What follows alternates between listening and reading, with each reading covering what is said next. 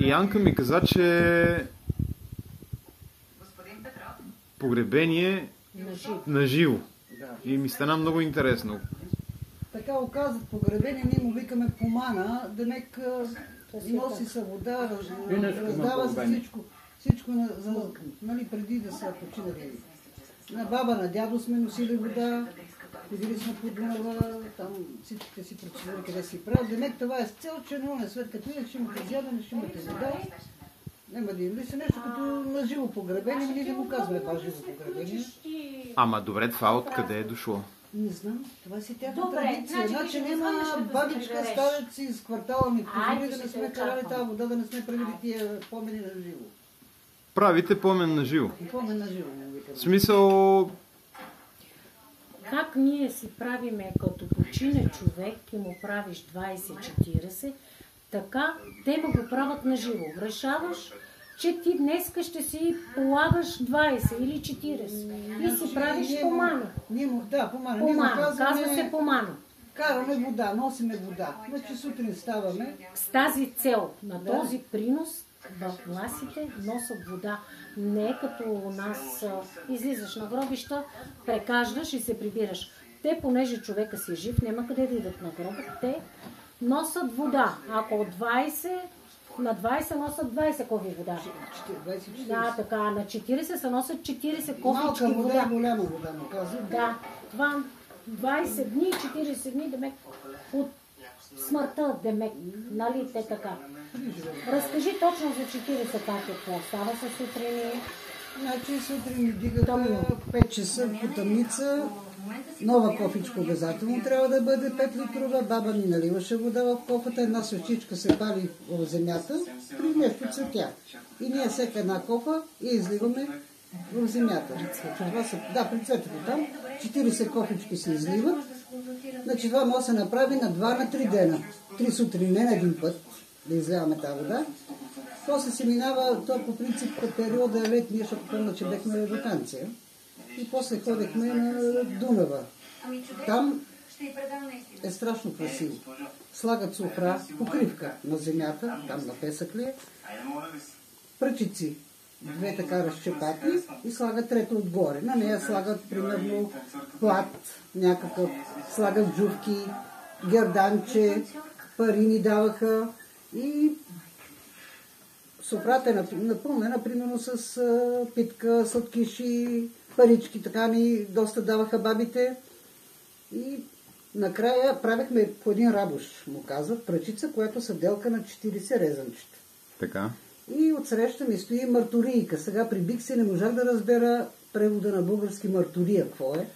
Феликс ли го обясни, че мартурия значи посредник на душата. Нещо, но обязателно трябва да има пита на софрата и жито. Вино, вода. Значи водата в чаша, примерно виното в кана. Паничка с лъжичка, примерно може да бъде с млечница, нещо с компотец. Нали, това се дарява на мартурията. Значи на аз като карам вода и другото момиче, което нали, е с мене. Когато поемеме този рабуш с 40 резанчета, аз казвам фи мартурия, ще го каже на влашки, ще го каже на български. Фи мартурия канкара тапало баба, примерно баба паса, моята баба. Или фи мартурия, че съм карала водата, носила съм вода, изливала съм вода на тая жена, нали? Да. И резваш един път с ножлето. Така се казва 3 пъти. Да. На третия път се троши рабуша, на 3 се фърга в Дунава. Картунки 2, изрезани. Да. На дъното се слага стотинка, увита свещичка, която гори. И пускаме тия картунки така на изгра вече. И носите черето на Дунава, така и свето. Това беше много красиво. Най-ни беше кеф като малки, че ще имаме дарения. Джувки, пандалки, герданчета, парички, това за всеко едно момиче си беше... Ама това е дошло от влашкия обичай. От влашкия. Значи няма баба, примерно в нашия квартал е голем там в Козлодуй, няма баба, дядо, на който да не сме носили вода, особено къде имат момчета, внучета, нямат момичета, нали? Ние момичетата, тази баба, тази баба, те тази баба... Те са си живи и си искат този искат ритуал да се носят, да им караме вода. Да като умрат да имат вода да имат на ония свет и вода, да имат и за ядене, да имат парици, да имат всичко. Добре, от как умрат това нещо, после Ходи ли се пак на умрели на гроба? Или? Значи, като умре, примерно, някои от тия хора, ние там 3 го правиме, 9 и 20 не правят. Всичко вкарат в 40. На 40 дават дарения дрехи. При случая при моя баща, преди 30 години, като направиха 40, на една маса застилят бял чаршаф и слагат възглавница с нова калъвка. И обличат костюм, риза, облечен човек. Само дрехите. До обувка, до чорап, до всичко. И тия дрехи ги дават на някой близък, не роднина, близък приятел, примерно, както на баща ми беше негов приятел един, облича тия дрехи и се явява при нас на масата. И казва, примерно, добър ден, аз съм Стефан и се здрави се. Тогава аз избегах, не можах да го гледам това, някак си не ми... Защо? Така го правят. Де факто той облича дрехите на покойника и се явява с тия дрехи и сяда на масата 40. на 40. Значи на 40 горе-долу се вика така родата, да са около 4 човека. Почва с чаша, чинийка, с чаша примерно с вино, чинийка с някой ядене с виличка. Вилица в принцип не се слага, защото това е на дявола рогите. Боде, разбирате ли? По принцип вилица не се слага. Лъжичка. Примерно ще е някакво ядене сухо, лъжица. Кастронче, примерно ще е с млечница, ще е с компот, ще е с супа. Така се раздават всички тия неща, докато свършат на тия поканените, които са. Да. Това пак е вид дарение. Аз тук, например, бех сега на 40 на жена, която я гледах като асистент, тя почина и също ми направиха дарение. Но беха наистина прибори, кастронче, паничка, подночи, такива от костен порцелан, нали, блуза, там хавлия, нали, дарения някакви, които те си преценят. Така че не само в Козлодуй там при властите, и тук по селата горе-долу има така. В района около Козлодуй като цяло? Има го, не баш същото, но го има и тук правят 20, правят 40. И това не е християнско, така ли? Не е християнски обичай, не... Значи и аз сега това е било преди, да не кажа голяма приказка, на 35, може би тива 40 години. Нема го вече това нещо. Тия всички възрастни хора, които сме носили тази вода, си отидоха и от тук натам... И не го запазихте? Не. Да. Това вече не се прави. Аха. Но си го спомням като бел ден. Ти моите, кой ще го прави? Не. Да няма кой да й каже да го прави. Добре, всъщност на практика празнувате смъртта преди да е дошла. Да. И я отбелязвате. Отбелязвате. Това ви казвам, после връщаме с останалото от синията там, което сме на Дунава, връщаме си, сядаме на обяд да хапваме. А след смъртта се прави само 40 реално. 40, половин година, това вече се ходи на гробища, както го правят на сега. Но до тук е с живото. Починали, правиш му 40, раздаваш му дрехи, край. даряваш на някой и до тук. Не се сещаш за него, не отиваш повече да... Ние ходим на гробища, палиме. Примерно баща ми 30 години. Баба ми днес прави 21. Точно днеска прави 21 година. Дядо ми и той 29, майка ми 5. Его други ден е задушница, нема възможност да на Козлодуй. Посещавам тук нашите гробища в село при свекър ми, пала и наричам на всичките. Пала свечичка за всичките и наричам. Соня, задушница ли беше? Се правеха едни такива купички с пресно млеко или с такова с млеко, с ориз или с млечница и с по една свещичка и се носеха на всички къщи в махлата. А на това и бомбонки, такива работи, знам, че баба ме пращаше, иди за неси на тази. О, да, на такива празници, както е задушница, да. Значи приготвяш си в къщи подноси с всеки сладкиши. И слагаш в чини, от това сиренци било с питка, с нещо сладко, отиваш, раздаваш на неколко къщи, по кумши, нали, да се намери, примерно, на умрелите. На тези, които са ти близки, носила съм много да ходя. А гробовете нормални ли са или са гробници?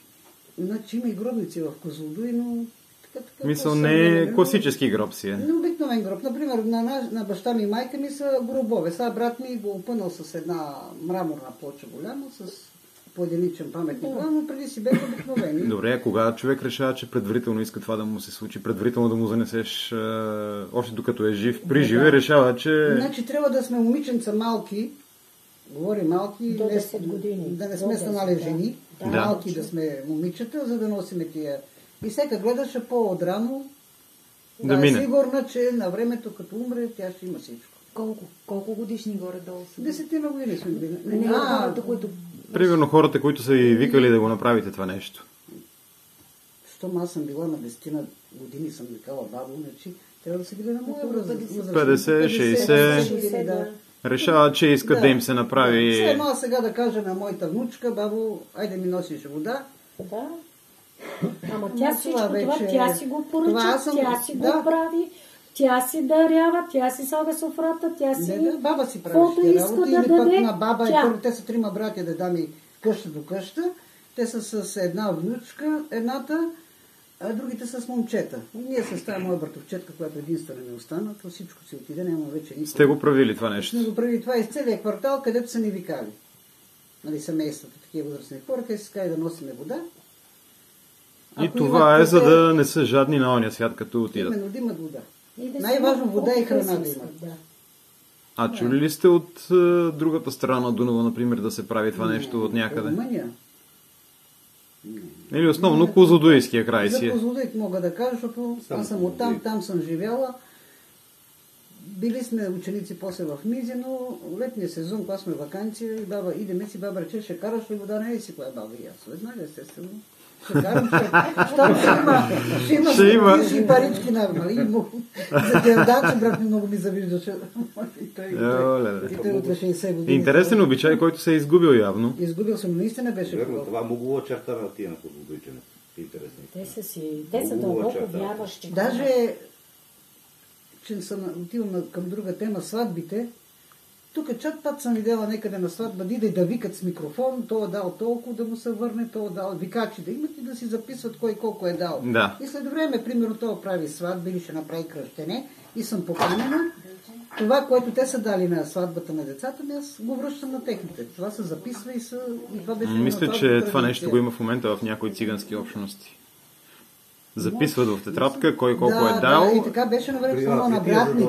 Помня на брат ми на сватбата, бараката голяма, имаше тогава бараки, маси, пейки, нали, под найем се взимаха. Взема цялата улица. На обяд обязателно на обяд се прави. Супата обязателно, скарици там колят нещо. Не ти ли е интересно? Един с микрофон и почва вика, той дава толкова пари, да му се връща. Това го помня, че тя ми го правеше. Няма, то сега да се изменят. Значи всъщност само водицата е така интересно като нещо, което се прави при живе. Да, ма С този за съжаление обичай, да. вече този обичай никой го не спазва. Ами не се е предал. Не знам, моята майка, Бой да простине, тогава взимаше участие, нали, с баба ми. Ама нямаш спомен да си носила на нея вода. Не, ние сме вече били и по-големи. Моята майка е била много млада, кога съм ми носила вода. На майка. Майка беше, аз съм била дете и баба принка. На каралата съм носила на майка вода, на татко не. Но на майка съм носила, на баба съм носила, на Ама дедо съм защо за носила. женски род наистина? На бабите. И На жените. носила съм и вода. И бабата и дедото си беха правили приживе, погребение. Че помня, те бяха сложили масата за къщата, отвън си събраха братята, сестрите, всичко живо и си сядат и си ядат и си пият. Все едно, че сме ние сега, като сме се едно. Ало? Прибрали се, Фели? Ага. Даже аз питах, говорих с моята братовчетка, Да седнеш в единствено ми парк. остана. За нещо тека Соня вика, това е, Фели? което вика ми казваш, ми разказваш. На видео вика, да го сещаш направим, го, ако вика, това е. искаш, Това е да било. ти звънна на Viber, да ста. И тя 20 години по Италия сега са. Добре. Козлодуй. Ай сега. Само майка е жива, но са нямат с нея и нямаше как да разбера поне превода на тия. Сега този мъж си е добре и с това. Чакай да видим сега да издериме Феликс на Viber с камера, ще го изтава. А ти ако искаш ще снимаш. Да, така ако моя, може да. по телефона. Ама... Сега, сега ще го изберем Феликс, сега ще го изберем с камера. Той ще се включи. Феликс, така. Айде бе. Така я да видим Феликс сега. Ако не е проблем. Чакай да видя. Обати така добре ли ще ти е? Ти се виждаш. Чакай той сега да се отвори. Нека ти отвори. Да, ще отворя.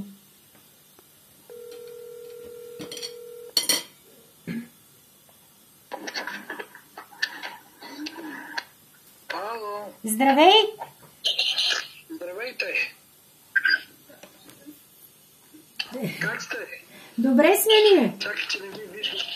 Не ли виждаш добре? Много е силно слънцето за това. Нищо. Ага. Вие не ме виждате.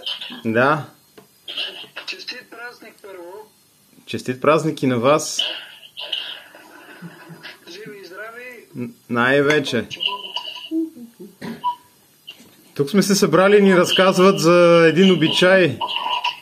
За празнуване на смъртта преди самата смърт. Да, има тук по тия краища такива обичаи. Както знаете, откакто България съществува и е християнска държава, винаги е свързана с езическите неща. И за разлика от другите католически, протестантски и тем подобни църкви, нашата ортодоксална църква, православната, както я наричат румънците, е приемаща всички различия. И винаги върви ръка за ръка християнството с езическите обичаи. Тук зад мене, не знам дали се вижда, е църквата. Вижда се в далечината. Да, аз съм в центъра на Козлодуй. Това е тук зад мен е читалището. Това е дома на Нелитик.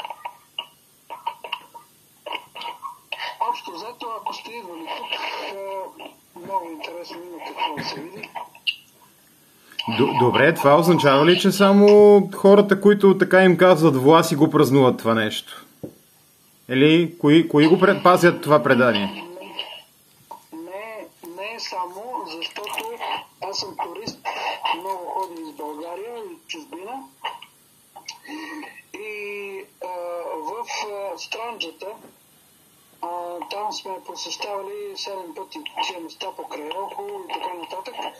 Малко Търново, там също има пещери и светилища, които са превърнати в скални църкви, манастири, както са ивановските скални манастири по Русенско. И заедно с изтихащите, заедно с другите, там го има и в Странджата. И има икони, има такива християнски хоругви, кръстове и други, но заедно с тях, както е в Малко Търново, там има и на Бастет, знаете, за Людмила Живкова, дето беше копала там с един екип. Аз съм посещавал това място, наистина е много енергийно, там на Бастет.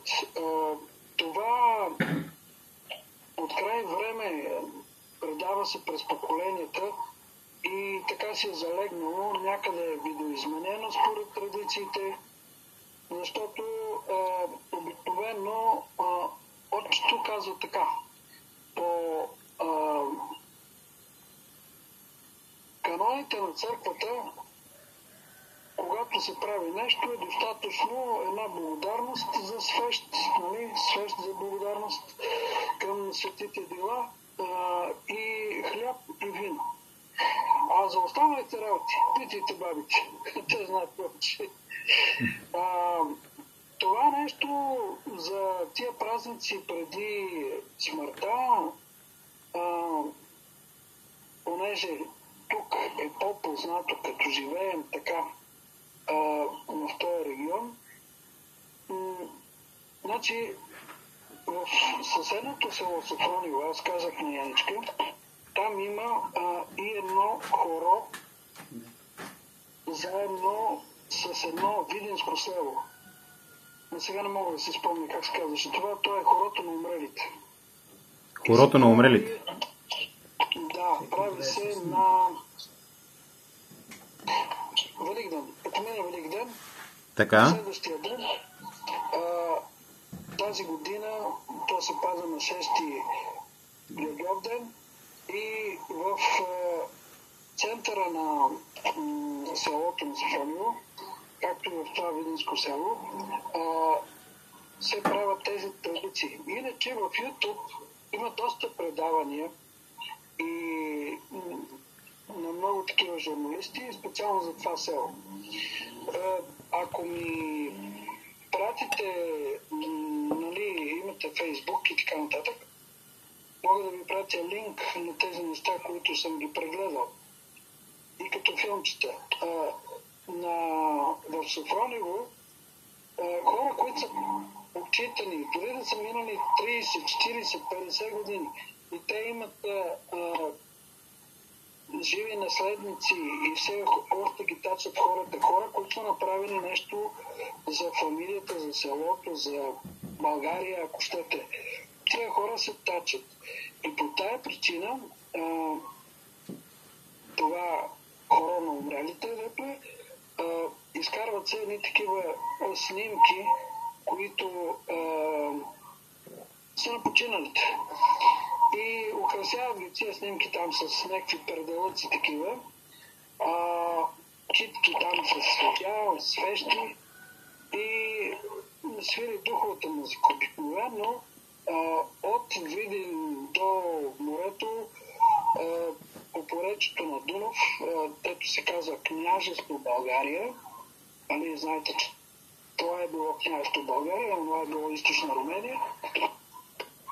Тук се тачи много духовата музика и включително и на сватби, на погребения, без духова музика не. Както и на това корона умрелите там. Хората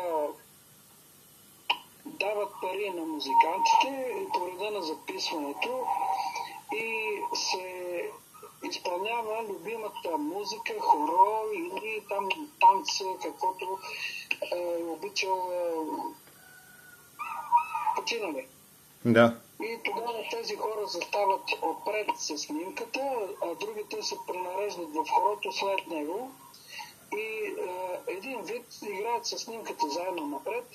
Било там на съпруга, брат, сестра, внуци, правнуци и така нататък. Играят с тази снимка напред и се раздава вино и там козанаци и така нататък, както за Великден. Това нещо. Интересно е да се види, защото това нещо замира. Това нещо замира. Иначе, за другите неща, аз имах един съсед, починаха вече тия хора. Когато бях малък, тогава хората се пенсионираха, жените на 50, мъжете на 52 и те си направиха, така да се каже, приживе. Събраха там техни приятели, роднини, хора по махалата там, по улицата, съседи и направиха една барака във двора, направиха шкембет, чорба, всичко стана какво си трябва и си направиха приживе тия помани, погребения и тем подобни. Викнаха музиката, ядоха, пиха от сутринта до вечерта и така, да се видят на живе, защото не се знае после дали ще имат. Действително, с тези хора точно така се случи. Явно българина усеща някакси във времето нещата, които предстоят и за да е спокоен той и да не натоварва своите наследници като дъщери, синове, внуци, които в трудно време може и да нямат пари за един хляб и за една чаша вино, за да идват до църквата, там да кажат да им се поминува, те го правят приживе.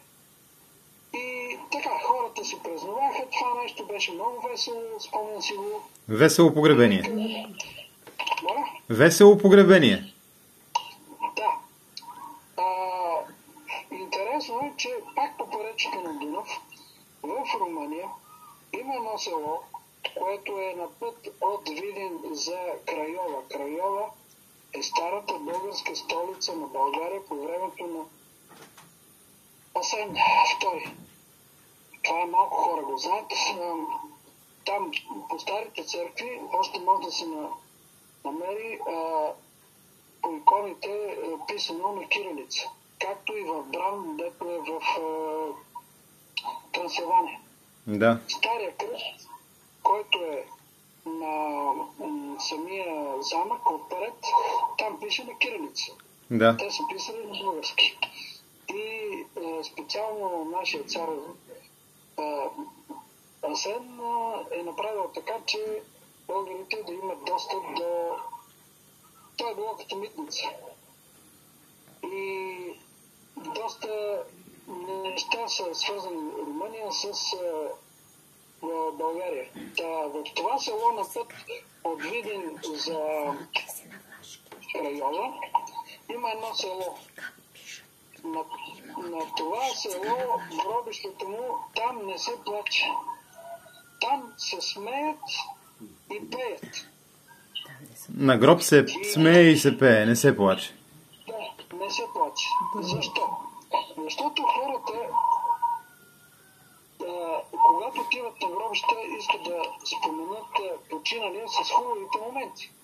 Или разказват някаква смешна история, или някакъв виц, или любима песен се пее, или въобще нещо от този род.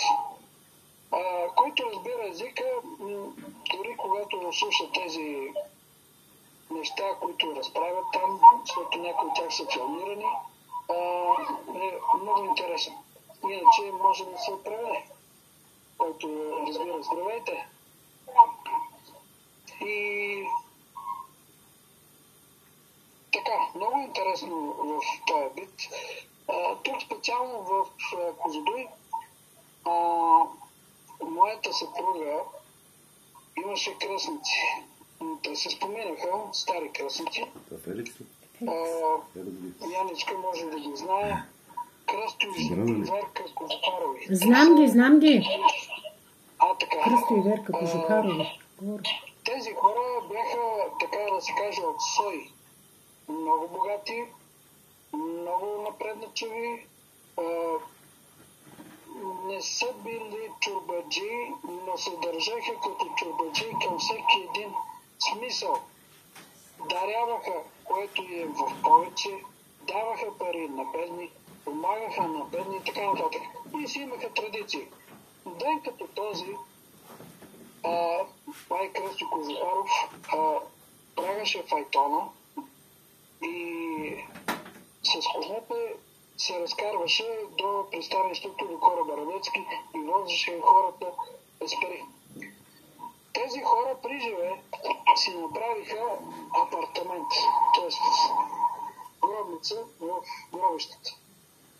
И когато моя Шури, брат на жена ми, понеже тъста загина в една катастрофа, беше там и викаше, ела, вика да ти покажа какъв апартамент съм направил. И нали, той малко така зашеметен от трагичния случай, вика, ето това е апартамент. И там построена гробница за него, за жена му. Кофти, че неговия син на 40 години почина точно след рождения си ден. Затова тук по нашия край, когато е 40, не се празнува, само се зачита деня. Приемат се поздрави, не се празнува, не се черпи, не се въобще. Може да празнуваш 39, може да празнуваш 41, но не 40.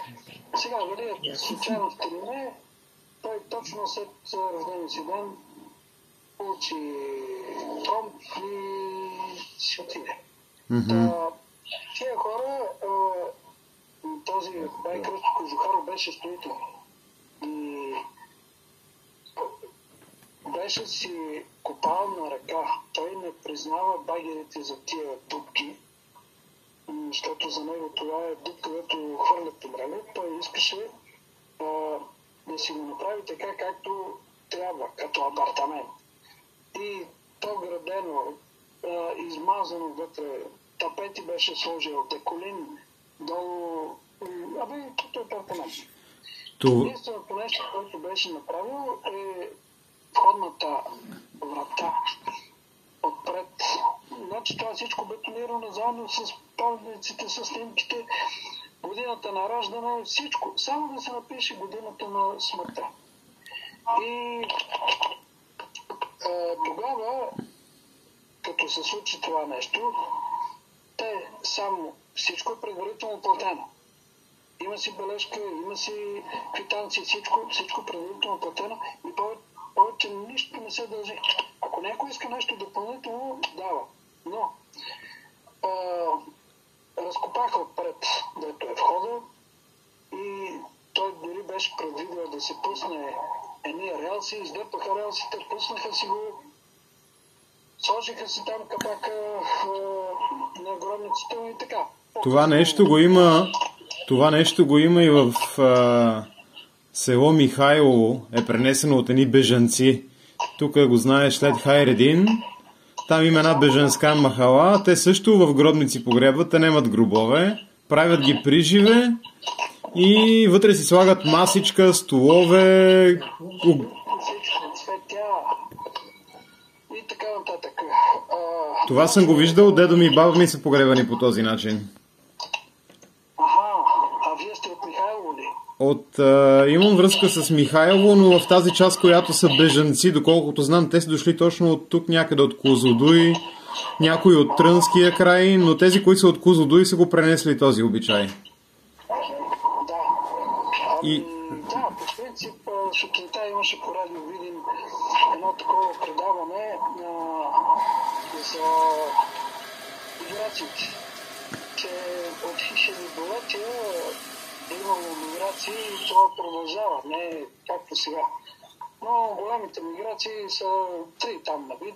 Сега няма да заглавявам в тях, но интересното е, че това искам да спомена ето сега ви виждам. В някои места, ако се случи, както беше в 2019 година с COVID, да? тогава почива някой от семейството, след това другия, третия и така нататък. И имаше всъщност имаше хора, които си отидоха цели фамилии. И за да се прекъсне тази нишка, пак езическото, тогава един като почини и няма и 40, другия тръгне след него, за да се прекъсне тази нишка, когато му карат в гроба, хвърлят живи кокошки. Хвърлят живи кокошки вътре? Живи. И то черна? За да не мога да кажа точно какво е. Знам, че имаше такъв случай в Козлодуй, когато отиде си баща, майка и после дъщеря, и за да се прекъсне това нещо, попа не разрешаваше. Но тогава хората казаха, виж какво, ако не можеш да помогнеш, не дей да пречиш.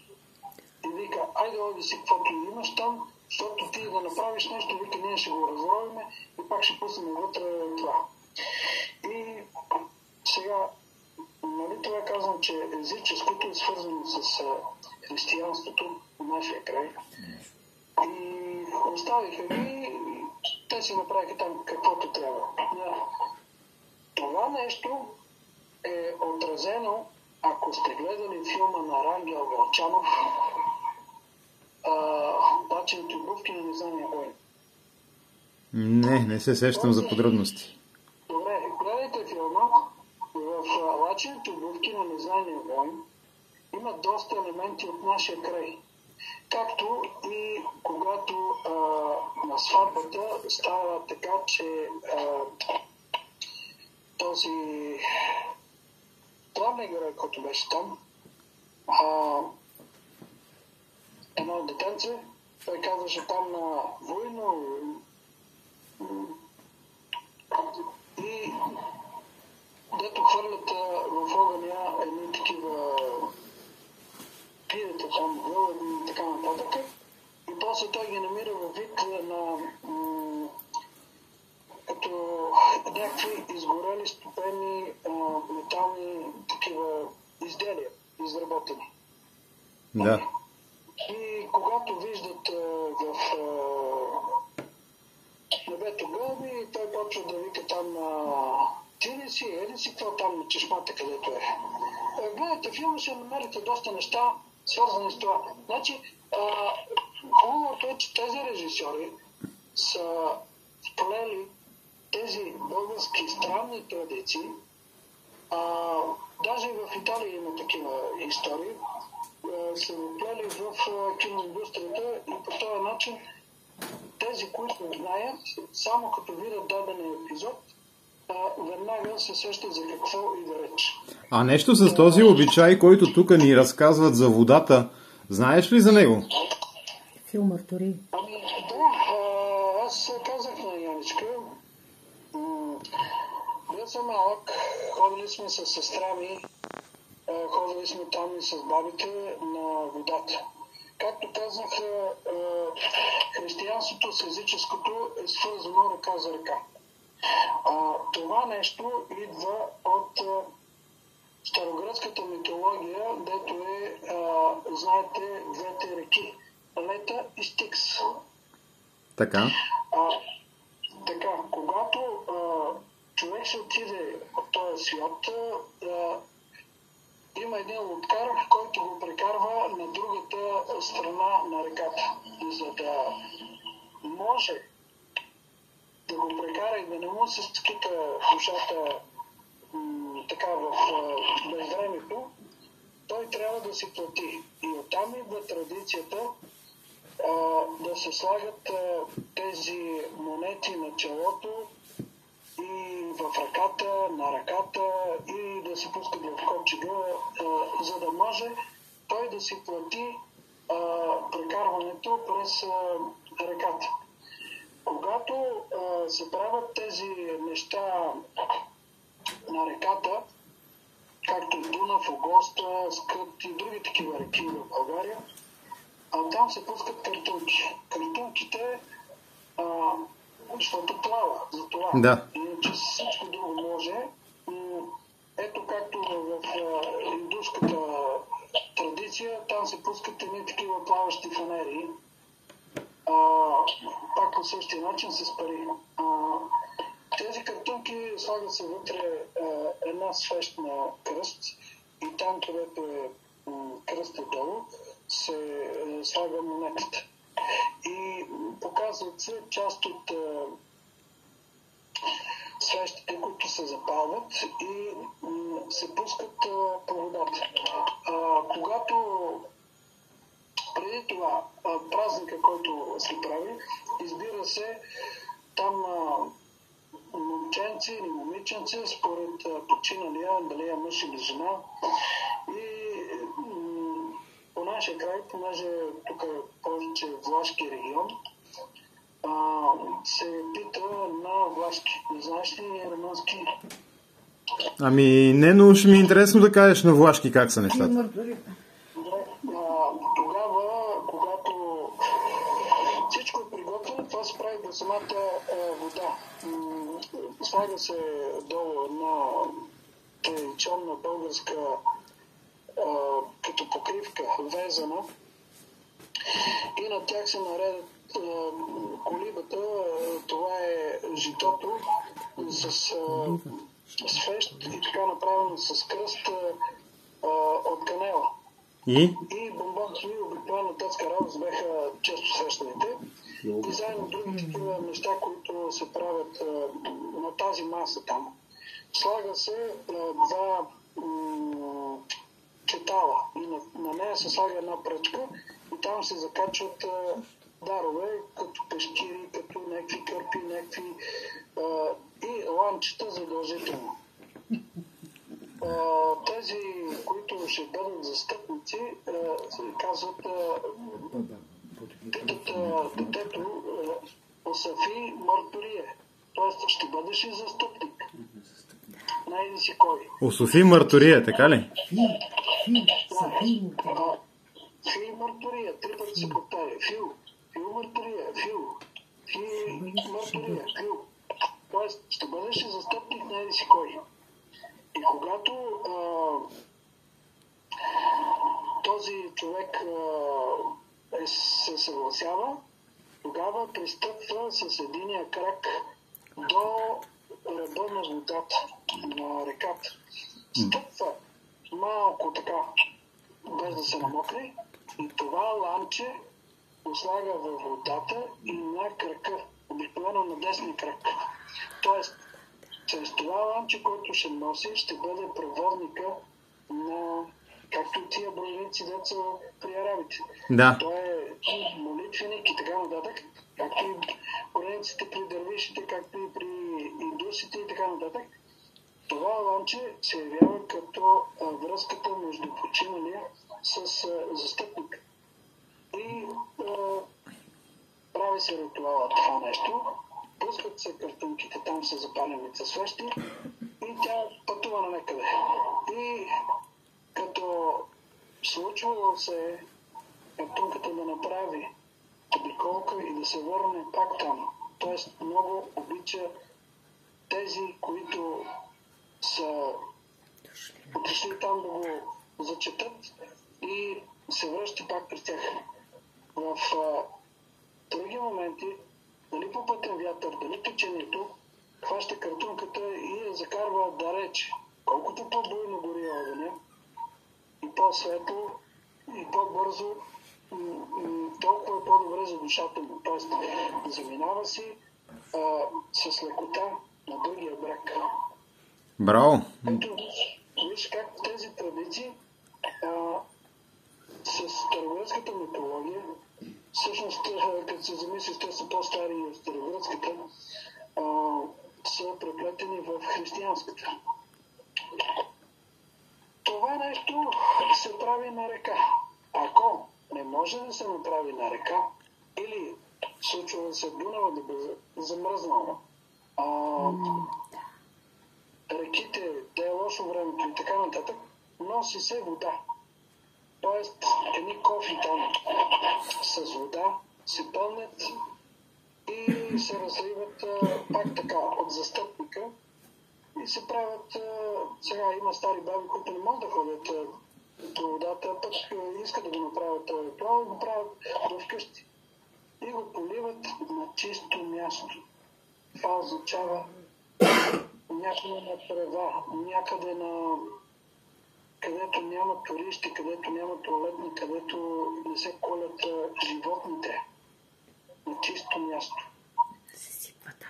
И се разлива водата, тъй като се вярва, че водата като един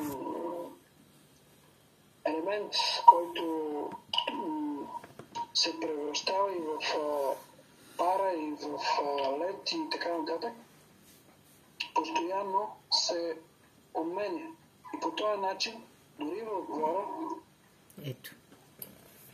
Телефона изключи. Да. Няма нищо, само мога да благодарим на човека. Мъкни. Няма да можеш да го набереш втори път. Дали? Що? Защото е прегрял телефона. Така пише. Дай на... Добре. Чакай да му звънна да му кажа, да видя как ще... Чакай на крака, на брега на водата. Слагаха ланчето на крака. Слагаха ланчето на крака ли? Да.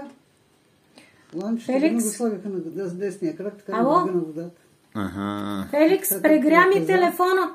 Че не знам на коя хора съм. Така, ако трябваше да го набирам... Не набирай го с камера. Ето е камерата. Че аз съм малко зле. Пък нах аз! Нема Неща нищо. мене си, ти се оправи. Чакай да видя къде. Чакай да Ще го познат. обърнем това сега. Ето ни пак! Виждаш ли Соня? Звъним от на Соня телефона. Били сте са ученици. От Козлодуй. От Козлодуй. Така?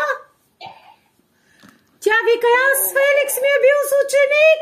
Ти с него ли говориш? Виках ми с него говоря. Ами много се радвам. Виждаш ли, тук сме се сбрали само свои. Така, значи докъде бехме стигнали?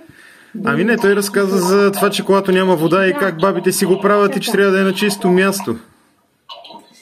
Ами точно това, че разливането с кофите на този кръгоград, трите кофи, те както в приказки 3, 9 и 5 и така, 11.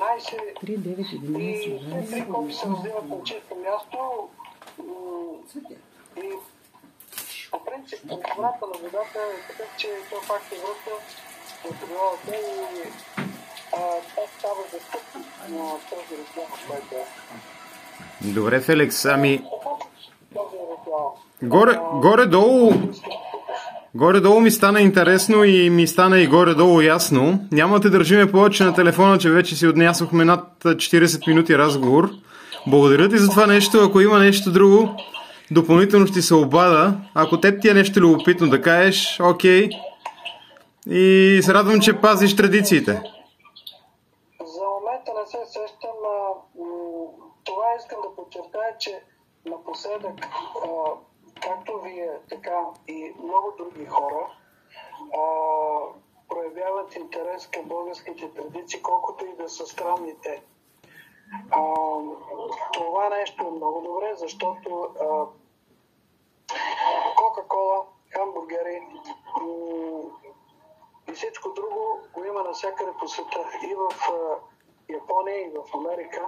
Но това, което като наш малък народ ни отличава, то са традициите.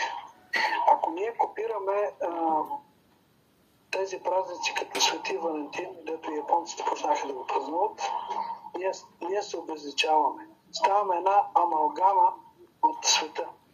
А когато има нещо, което се прави, дори в едно село, както е Софроново и онова, дето ти казвам, се прави нещо различно. Това е интересно, защото ние се отличаваме от останалите. И има хора, които се срамуват и не искат повече да... има такива, които казват не, аз ще го направя, защото преди всичко тези хора са моите родственици, моите близки и аз искам да отдам тая почет към тях, която те заслужават по традицията, която повелява. Това е много добре в българските традиции. Прегледайте филма, изтеглете го лаченето бухти от Незайния войн. Ако ми пратите там по Фейсбук покана за приятелство, мога да пратя на съобщения в удобно време, тъй като днес е празник и мисля да отделя малко повече време на семейството. Даже съм обадил, съм се съгласил да ходя с зета за риба. Браво! Ами добре, много ти благодаря. Няма да ти пратиме покана от Фейсбук, защото нито аз, нито Цвети ползваме Фейсбук. Тая платформа ни е непозната, но YouTube и TikTok горе-долу. Добре, ама трябва на някакъв... Или на мейл, или на Янка на телефона. Ако пратиш линк, така е също окей. Иначе, какво да ти кажа, Фейсбук е една... Ако се ползва за добри цели, може да си сложите една обща снимка, примерно семейна, и да си напишете и да си ограничите приятелите до там, доколкото ви разрешава. Но по този начин, когато има нещо, по-лесно мога да го препращам. Разбирам. Да. Добре. Това е ваша цена. Вие решавате. Ами това. Много благодаря и да ще пожелая приятен след обяд. Благодаря. И приятни празници. Хубави празници и само хубави работи да ви стигат. За всички. И да ви срещат. И дай Боже да се видим на живо. При всички положения ще гостуваме на Радецки. При всички положения. Добре, Феликс, поздрави на всички в къщи. Ще се чуем с теб. Весел празник. Чао, чао. Аз ви благодаря за добрия разговор и това ще го запиша. Значи, затвори си там.